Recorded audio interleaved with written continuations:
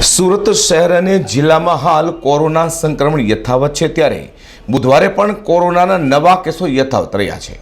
ગુરુવારે પણ નવા પોઝિટિવ આવેલા કેસોમાં ફ્રન્ટ વોરિયર્સ, વિદ્યાર્થીઓ, શિક્ષકો, બિઝનેસમેન અને દુકાનદારો સહિતના સપડાવા પામ્યા છે। સુરત શહેર અને જિલ્લામાં કોરોનાનો વિસ્ફોટ થયો છે, જેને લઈને આરોગ્ય વિભાગની ઊંઘ ઉડી જવા પામી છે। ત્યારે સુરત મહાનગરપાલિકા અને સુરત જિલ્લા આરોગ્ય વિભાગના જણાવ્યા મુજબ બુધવારે સુરત શહેરમાં 227 અને જિલ્લામાં 172 મળી કોરોનાના નવા 399 પોઝિટિવ કેસ નોંધવા પામ્યા હતા, જેને લઈને કુલ પોઝિટિવ કેસનો આંક 1,39,631 થયો છે।